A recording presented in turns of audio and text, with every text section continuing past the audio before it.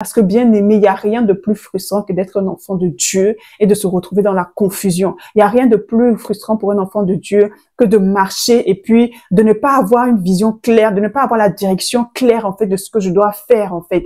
Ou même tu as des songes, mais quand tu te réveilles, tu oublies tes songes et tu sais qu'il s'est passé quelque chose, mais tu ne sais pas qu'est-ce qui s'est passé en fait. Il n'y a rien de plus frustrant.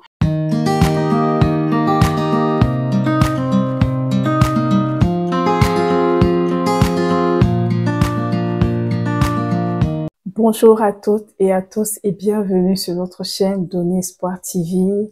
Donc aujourd'hui, on va aborder en fait le sujet des révélations. Comment faire pour recevoir des révélations de Dieu sur notre vie, sur nos affaires, sur des situations bloquantes, vraiment parfois où vraiment on est un peu confus. Voilà, je ne sais pas si ça vous est déjà arrivé d'avoir cette frustration, que Dieu ne vous parle pas. Mais personnellement, j'ai vécu cette situation. Et je ne comprenais pas pourquoi est-ce que je n'avais pas des révélations. J'entendais les gens dire, ah, Dieu m'a montré ci, j'ai eu un songe, j'ai eu une vision, j'ai eu ceci. Et moi, personnellement, je ne recevais pas toutes ces choses-là. Alors, j'ai décidé vraiment d'aller creuser et je bénis le Seigneur parce que ce que je veux vous partager là, je vais vous partager vraiment 5 points, vraiment 5 clés, 5 secrets que vous allez pouvoir activer pour commencer vous également à recevoir en fait des révélations, des visitations de Dieu en fait.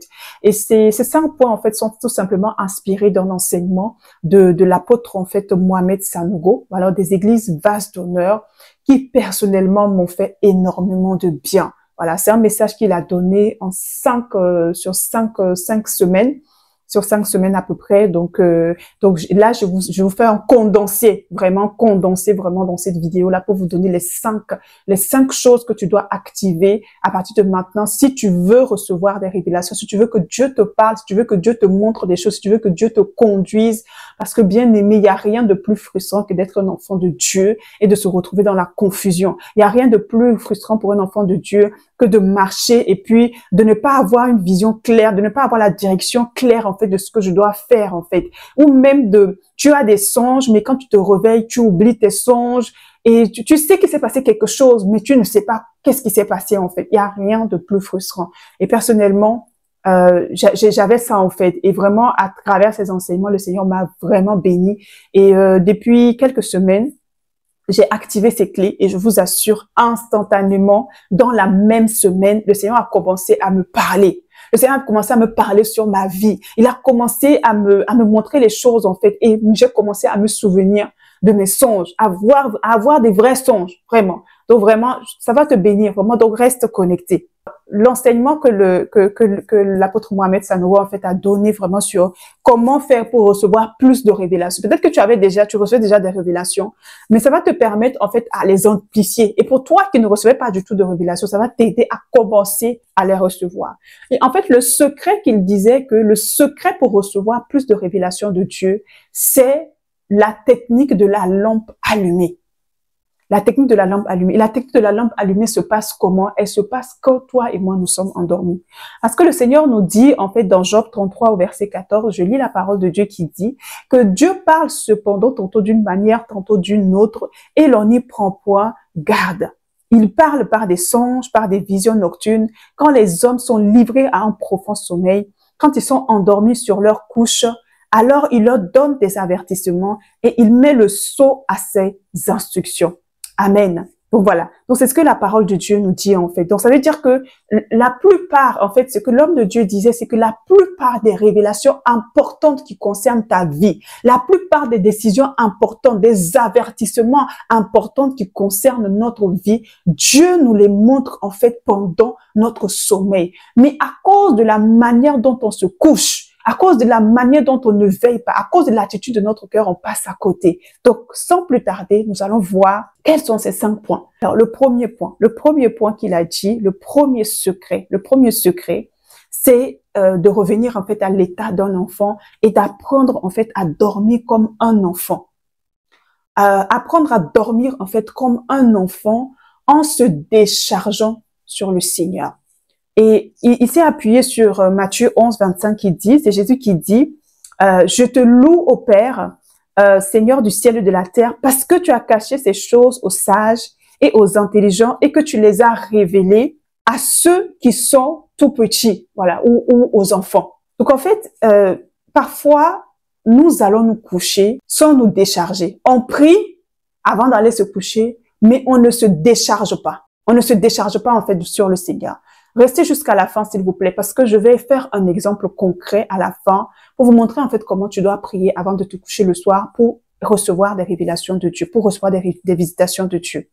D'accord? Parfois, nous allons nous coucher. On prie, on recommande notre nuit au Seigneur, mais on ne prend pas toujours le temps de nous décharger de ce que nous avons vécu dans la journée, en fait. Et donc, il disait, en fait, que c'est très important de revenir à l'état d'un enfant. L'état d'un enfant, en fait, c'est un enfant, quand il va se coucher le soir, peu importe ce qu'il a demandé à son père, peu importe ce qui s'est passé dans la journée, en fait, il ne se préoccupe plus, en fait. Il se décharge sur ses parents et il sait que son père va faire. Et il va se coucher. Donc, il est revenu vraiment sur ça, en fait. C'est vraiment dormir comme un enfant. Comment? En se déchargeant sur le Seigneur. C'est-à-dire, pendant ton temps de prière, tu dois prendre le temps de demander à Dieu, de prendre tes fardeaux, de prendre tes inquiétudes. Tu dois te décharger sur lui et demander au Seigneur de te remplir de son fardeau. Amen. Donc ça, c'est le premier point, le premier secret. Le deuxième secret que tu dois activer pour avoir plus de révélations, c'est être curieux comme un enfant. Waouh, être curieux comme un enfant. Comment est-ce qu'on est curieux comme un enfant? Quand une personne est curieuse, la personne pose des questions. La plupart d'entre nous, et je reconnais, moi j'étais la première personne, c'est vrai, on prie, mais en réalité, parfois, on murmure plus que prier. On murmure, c'est-à-dire que, en fait, on ne pose pas des questions à Dieu, en fait. C'est plutôt des prières de plainte. Seigneur, tu vois, c'est comme si je ne suis pas encore mariée, je n'ai pas encore d'enfant, bref. Mais en fait, on ne pose pas des questions, en fait, à Dieu suffisamment pour comprendre ce qui se passe, pour comprendre pourquoi est-ce que cette situation, qu'est-ce qui se cache derrière, en fait. Et pourtant, le questionnement, vous voyez les enfants posent énormément de questions. Si vous êtes parent, que vous avez des enfants, vous savez qu'à longueur de journée, vos enfants vous assaillissent de questions. Ils vous posent des questions. Ah, pourquoi ceci, maman? Oh, pourquoi ceci, papa? Pourquoi cela? Pourquoi cela? Et nous, les enfants de Dieu, parfois, nous nous comportons avec Dieu avec une pensée d'adulte. C'est parfois inconscient, hein, parce que moi, personnellement, j'aime le Seigneur, mais je le faisais de façon inconsciente, en fait. Et je me rends compte qu'en fait, je posais pas suffisamment de questions, en fait, à Dieu. Et il a dit, le deuxième secret, c'est la curiosité. Et la curiosité va t'emmener à poser des questions. Il a dit quelque chose de très important, l'apôtre Mohamed Sanogo. Il a dit, en fait, que si tu pries pour un sujet, normalement, au bout de la 3e fois, tu as prié, c'est-à-dire que tu es à l'étape de demander et vous recevrez. Tu as demandé une fois, tu n'as pas eu 2 fois, tu n'as pas eu 3 fois, tu n'as pas eu. Tu dois passer à l'étape chercher. Et chercher, c'est quoi? Chercher, c'est poser des questions à Dieu. C'est-à-dire que tu arrêtes, en fait, de te plaindre dans tes temps de prière. Seigneur, tu vois, c'est pas normal, je donne ma dîme, je fais cela, je suis pourtant fidèle, je sers à l'église, voilà, je t'aime, moi, je marche dans la chasteté, je marche dans la pureté. Bah, tu arrêtes, en fait, de citer, en fait, tout cela. Et tu rentres vraiment dans cette attitude, bah, Seigneur, par exemple, pour un célibataire, ça va être, Père, pourquoi aucun frère ne s'intéresse à moi? Ou pourquoi aucune sœur n'accepte en fait ma proposition? Pourquoi, Père, telle ou telle chose en fait m'arrive? Montre-moi ou pourquoi telle situation arrive. En fait, poser des questions permanemment et continuellement à Dieu en fait sur notre situation. Et il disait qu'il y a une puissance dans la curiosité. Quand votre enfant vous pose des questions, vous répondez. Il en est de même avec Dieu. Dieu aime quand Dieu veut qu'on lui pose des questions. Waouh!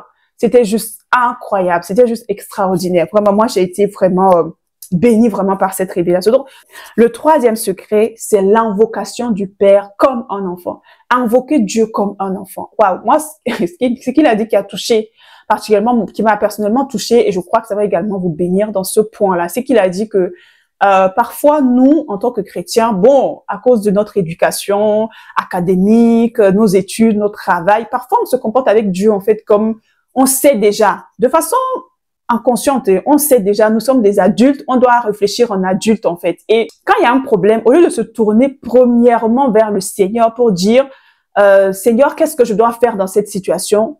En fait, on a plus tendance, en fait, à chercher les solutions par nous-mêmes.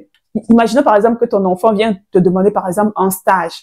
Au lieu de demander à Dieu, comment est-ce que je dois faire pour pouvoir trouver le stage à mon enfant, tu vas commencer à regarder ton téléphone, dans la liste de tes contacts, qui est-ce que tu peux contacter, quel est l'homme le plus influent que tu connais qui peut trouver un stage, en fait, à ton enfant. Ça, par exemple, c'est une attitude c'est pas une attitude d'enfant, en fait. Voilà.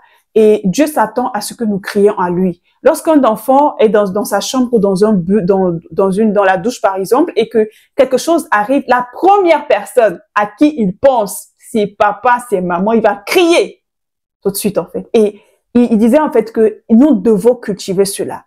Crier, c'est vraiment invoquer le Seigneur, invoquer le Père, invoquer Dieu en lui disant, Seigneur, au secours. Voilà, au secours, mais surtout en le faisant premièrement lui et pas une autre personne, en fait. Donc voilà, ça c'est vraiment le troisième secret qu'il a donné. Le quatrième secret qu'il a donné pour activer la dimension de plus de révélation, d'accord, dans notre vie, il a parlé de faire tomber, en fait, le voile de Lot. Waouh, il a parlé de faire tomber le voile de Lot. Et faire tomber le voile de Lot, c'est servir Dieu et non se servir de Dieu. Waouh, il expliquait en fait que vous pouvez aller lire. Hein, Lot, c'était le petit frère ou le cousin d'Abraham, que Abraham a pris avec lui exactement quand Dieu l'a appelé, etc. Et effectivement, Lot a vraiment une attitude. Lot, ce n'est pas forcément une personne. Lot, ce n'est pas Lot. En fait, il est à l'intérieur de nous. En fait, Lot, c'est notre attitude, la manière dont nous nous comportons en fait envers Dieu parfois. Parce que malheureusement, beaucoup d'entre nous, beaucoup d'enfants de Dieu, beaucoup de chrétiens parfois, on se comporte avec Dieu. En fait, on se sert plus de Dieu qu'on ne sert Dieu. C'est un peu comme si Dieu était un peu notre garçon de course.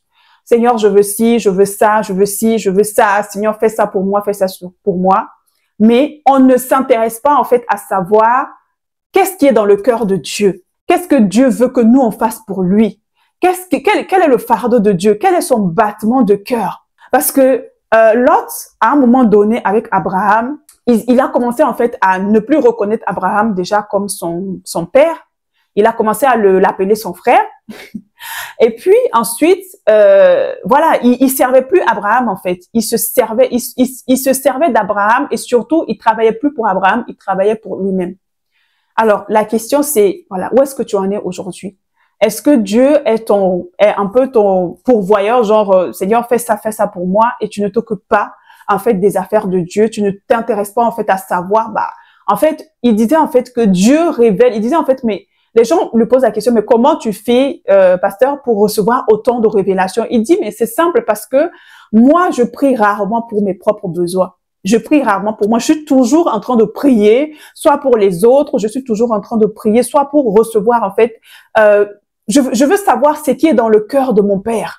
Je veux savoir ce qui est dans le cœur de Dieu. Je veux savoir ce qui fait battre le cœur de Dieu. Je veux le décharger, en fait. Je veux le décharger de son fardeau. Je veux le servir et non me servir de lui. Et donc, quand tu as cette attitude, en fait, envers le Seigneur, le Seigneur va te révéler ses secrets.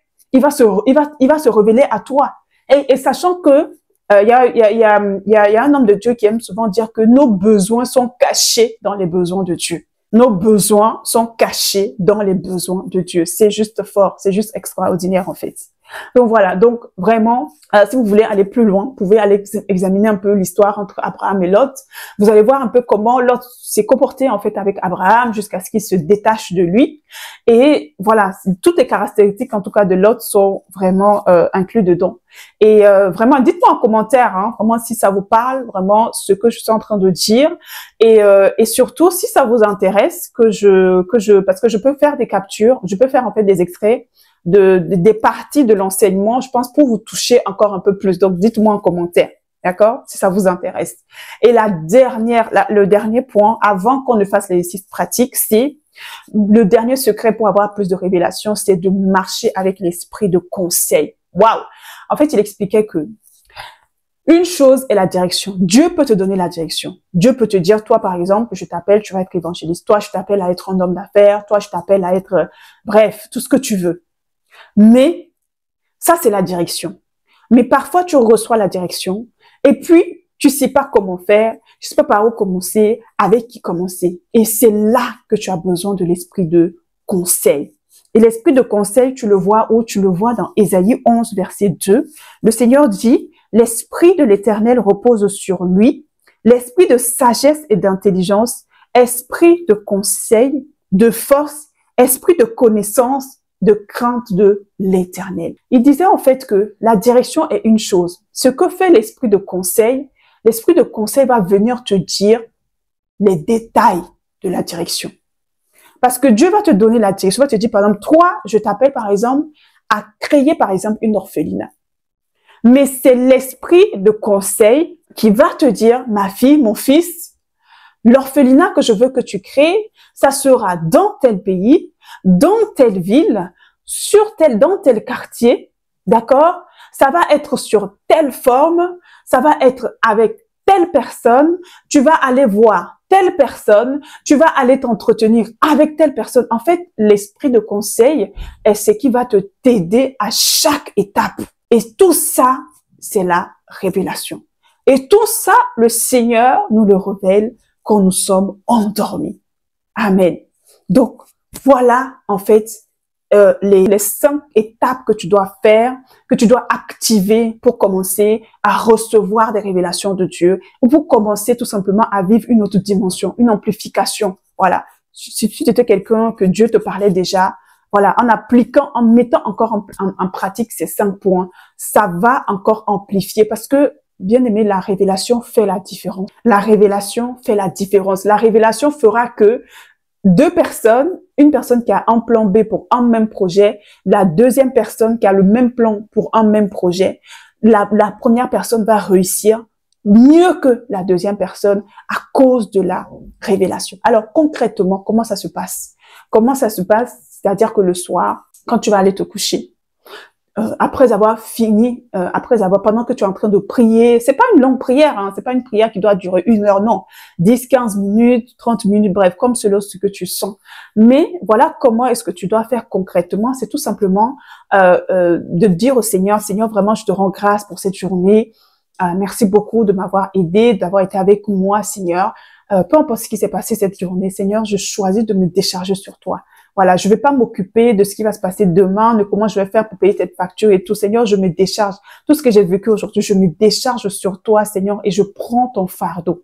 Je prends ton fardeau. Et en ce moment-là, tu peux poser des questions au Seigneur. Seigneur, pour telle situation, qu'est-ce que tu penses en fait? Pourquoi est-ce que ça m'arrive? Qu'est-ce que tu veux que je comprenne? Pourquoi cette situation? Comment est-ce que je dois mettre en place ce projet que tu m'as mis à cœur? Comment je vais la financer? Avec qui je dois travailler? Où est-ce qu'il faut que j'aille? Est-ce que c'est le moment? Est-ce que c'est pas encore le moment? En tout cas, tu peux poser toutes les questions et après que tu aies fait ça, tu dois dire au Saint-Esprit, Saint-Esprit, ma lampe est allumée. D'accord? Ma lampe est allumée. Vraiment, parle-moi. Je suis pleinement disposée, en fait, à recevoir toutes les instructions que tu vas me donner. Vraiment, par des songes, par des visions. Vraiment, cette nuit, en fait, je suis disposée. Je suis vraiment disposée. Ma lampe est allumée. Mon esprit reste éveillé. Voilà. Ce sont des paroles que tu dois prononcer, en fait. Ma lampe est allumée. Mon esprit est éveillé. Saint-Esprit, révèle-moi les choses cachées, parle-moi, montre-moi la direction, montre-moi le chemin. Je refuse de m'endormir avec du stress ou quoi que ce soit. Donc bref, voilà un petit peu comment est-ce que tu dois faire. Et à partir de ce moment-là, tu vas dormir comme un enfant. Et tu vas voir et n'hésite pas également à prier pour fermer la porte à toute forme de tentative d'intrusion en fait de l'ennemi. Parce que vous savez que pendant que nous dormons aussi, le diable aussi vient souvent aussi semer des choses. Donc, comment faire la différence? Il faut vraiment ne pas hésiter à faire aussi une prière genre, voilà, j'interdis vraiment que l'ennemi en fait rôde ou puisse avoir accès en fait à mon âme pour venir perturber, pour venir mettre en fait de faux songes, etc. N'hésite pas en fait en tout cas à prendre autorité et à t'encercler vraiment par le sang de Jésus. Et je t'assure, mon frère, ma sœur, que pendant que tu vas faire ça, vraiment, n'hésite pas à réécouter la vidéo, n'hésite vraiment pas à la réécouter, d'accord? Et à mettre en pratique ces 5 points. Ce sont des choses que j'ai appliquées, je vous dis, je l'ai appliqué moi-même et le Seigneur a commencé à me parler. Et franchement, moi, ça s'est fait instantanément. Genre le même soir, quand j'ai fini d'écouter la série, je suis rentrée à la maison, j'ai mis en pratique ce que j'ai écouté. Et cette nuit-là même, le Saint-Esprit a commencé à me donner des révélations sur ma vie, sur des points qui étaient bloqués depuis. Et vraiment, je me suis réveillée avec vraiment une joie. Et surtout, je n'ai pas oublié mes songes. Je n'ai pas oublié ce que le Seigneur m'a montré. Donc, c'est pour vous dire que ça marche. Donc voilà. En tout cas, cette année-là, vraiment, c'est l'année de révélation. Je prie que, alors que vraiment tu mets en pratique ces clés-là, que le Seigneur te visite. Alors, il disait également l'apôtre que peut-être que ça va pas forcément se faire le même soir comme moi, ce que j'ai vécu, d'accord? Mais continue de le faire. Ça va peut-être commencer à arriver deuxième, troisième, quatrième, peut-être une semaine après. Peut-être qu'il va falloir que tu prennes aussi des temps de jeûne. Mais en tout cas, fais-le régulièrement tous les soirs, de façon régulière, tout le temps, de façon permanente. Et tu vas voir que, alors que tu vas le faire de façon régulière, le Saint-Esprit va commencer également à te parler. Donc, il disait vraiment que nous ne devons plus aller nous dormir, en fait, par hasard. Un enfant de Dieu ne doit pas aller se coucher par hasard parce qu'il a regardé en fait un film ou parce qu'il est fatigué et il s'est endormi. Non, non, non, il faut bannir ça en fait. Nous devons aller nous coucher de façon intentionnelle. De façon intentionnelle et après avoir prié en fait, en nous attendant en fait au Seigneur. Et c'est alors que le Seigneur va commencer à te révéler. Parce qu'il y a beaucoup d'entre nous, nos vies stagnent, ça n'avance pas, on ne comprend pas ce qui se passe. Eh ben, c'est parce que il manque la révélation. Donc voilà. Est-ce que tu as été béni par cette vidéo? Si oui, alors like, laisse-moi un commentaire, d'accord? Et surtout, surtout, s'il te plaît, partage la vidéo, d'accord? Partage la vidéo et active la cloche si ce n'est pas encore fait pour nos prochaines vidéos. D'ici là, porte-toi bien, que Dieu te bénisse et je te dis à très bientôt.